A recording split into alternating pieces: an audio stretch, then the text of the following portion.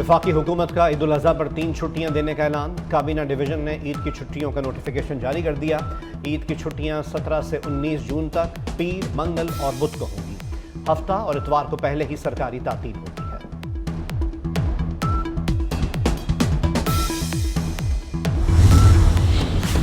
Islamabad high court ने नए election tribunal को कार्रवाई से रोक दिया। अटॉर्नी जनरल आइंदा समात पर मुआवनत के लिए तलब। Chief justice Islamabad high court justice Aamir Farooq ने रिमार्क्स दिए। अगर किसी ऑर्डर से एतराज़ है तो उसे चैलेंज करें। इलेक्शन कमीशन ने ऑर्डर से पहले इलेक्शन ट्राइब्यूनल से रिकॉर्ड कैसे मंगवा लिया? रिकॉर्ड वापस मंगवा लिया गया ताकि ट्राइब्यूनल कार्रवाई आगे ना बढ़ा सके। ये रवैया नाकाबिले बर्दाश्त है। समात 24 जून तक मुलतवी।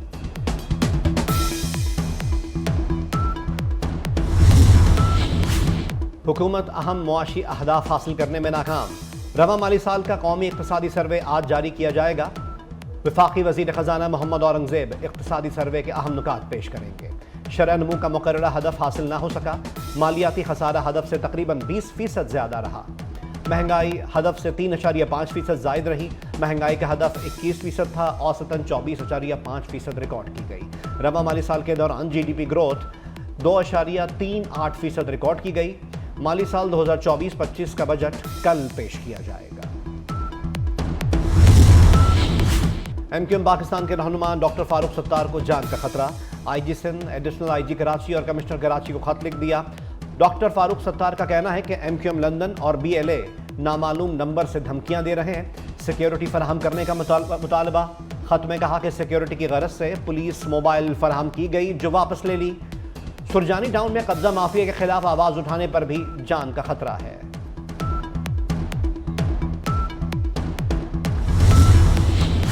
और अफ्रीकी मुल्क मलावी के नायब सदर का तैयारा गिरकर तबाह। मलावी की डिफेंस फोर्स के मुताबिक नायब सदर को ले जाने वाला तैयारा चिकिंगोआ के जंगल में गिरकर तबाह हुआ। मलावी डिफेंस फोर्स का कहना है कि जंगल घना होने और धुंध के बायस रेस्क्यू ऑपरेशन में मुश्किलात का सामना है। बरतानवी मीडिया के मुताबिक तैयारे में मलावी के 51 साला नायब सदर साउलोस चिलीमा समेत 10 अफराद सवार थे। चीन का दौरा कामयाब रहा। चीन से आला सतह का वफ्द जल्द पाकिस्तान आएगा। वजीर आजम का काबीना इजलास से खिताब। मियां शहबाज शरीफ का कहना था कि दौरा चीन के दौरान सिक्योरिटी मामलात एजेंडे में सरे फहरिस्त थे। चीनी सफीर से मुलाकात हुई, उन्होंने खदशात का इजहार किया।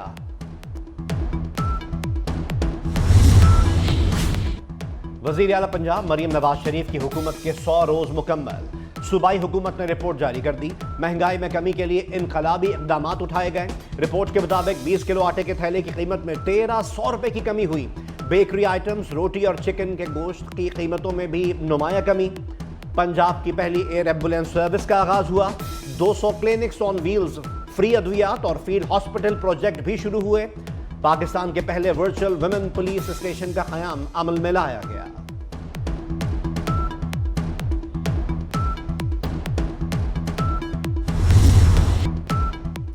आलमी बैंक के एग्जीक्यूटिव डायरेक्टर ने दासू डैम के लिए $1 अरब फंड्स की मंजूरी दे दी। कोहिस्तान में दरियाए सिंध पर बनाए जाने वाले डैम से 5400 मेगावाट बिजली पैदा होगी। दासू डैम फेज 1 से 12225 गीगावाट सालाना बिजली हासिल होगी। डैम की तामीर से पाकिस्तान में मुतबादिल तवानाई से बिजली की पैदावार में भी इजाफा होगा। हतक इज्जत कानून पर अमल दरामद अदालती फैसले से मशरूत। लाहौर हाई कोर्ट ने पंजाब समेत दीगर फरीकैन को नोटिस जारी करके जवाब तलब कर लिया। सरकारी वकील के मुताबिक दरख्वास्त काबिल समात नहीं। ट्रायल से कबल ही बगैर सबूत 30 लाख रुपए जुर्माना रखा गया है। वफाकी वजीर दाखिला की हिदायत पर बैरून मुल्क पनाह लेने वाले पाकिस्तानियों को पासपोर्ट जारी ना करने का फैसला। ऐसे पाकिस्तानियों के पासपोर्ट मनसूख और दोबारा तजदीद भी नहीं की जाएगी। DG पासपोर्ट ने पनाह लेने वाले अफराद के हवाले से पॉलिसी के बारे में नोटिफिकेशन जारी कर दिया। वजारत दाखिला ने भी मुरासला जारी कर दिया।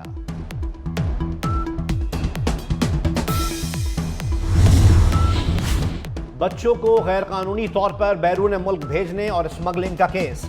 सारिम बरनी की दरख्वास्त जमानत मुस्तरद। अदालत ने सारिम बरनी की दरख्वास्त जमानत पर महफूज फैसला सुना दिया। सुप्रीम कोर्ट ऑफ पाकिस्तान का मुनाल समेत नेशनल पार्क में कायम तमाम रेस्टोरेंट्स बंद करने का हुक्म। अदालत ने मुनाल के अतराफ दीगर तामीर किए गए रेस्टोरेंट्स की तफसील भी तलब की थी। سماعت کے دوران chief justice of Pakistan justice Qazi Faez Isa نے ریمارکس دیے، کیا مارگلا ہلز پر سی ڈی اے والے خود آگ لگاتے ہیں؟ چیئرمین سی ڈی اے نے جواب دیا، رواں سیزن 21 مرتبہ مارگلا ہلز پر آگ لگنے کے واقعات پیش آ چکے۔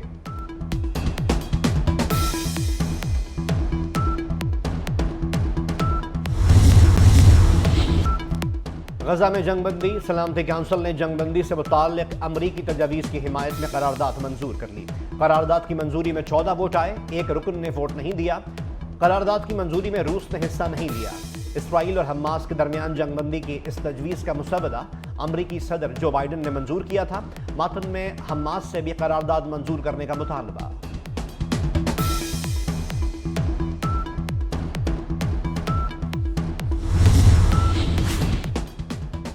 حماس کا سلامتی کونسل کی قرارداد کا خیر مقدم ترجمان اسامہ حمدان کا کہنا ہے کہ منصوبے کے اصولوں پر عمل درآمد کے لیے ثالثوں کے ساتھ تعاون کے لیے تیار ہیں۔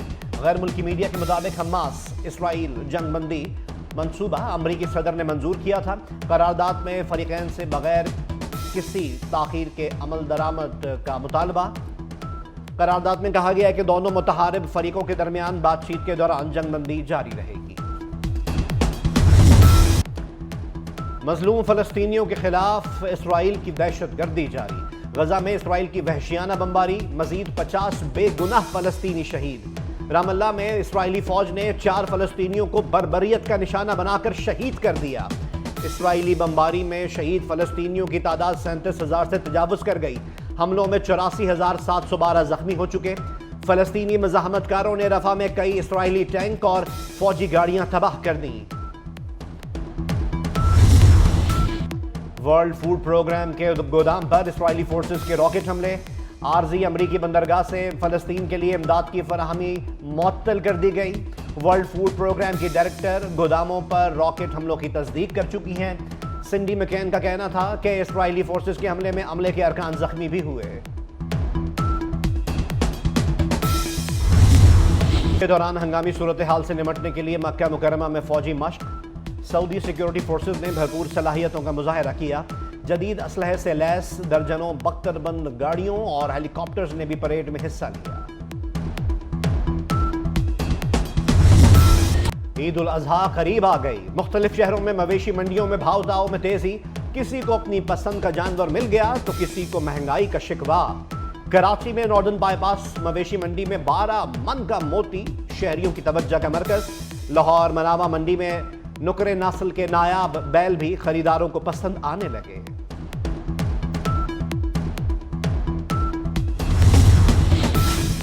پاکستان ریلویز کا عوام کے لیے تحفہ، عید پر ٹرینز کے کرایوں میں 25% رعایت کر دی۔ رعایت مسافر ٹرینوں کی تمام کلاسز پر ہوگی۔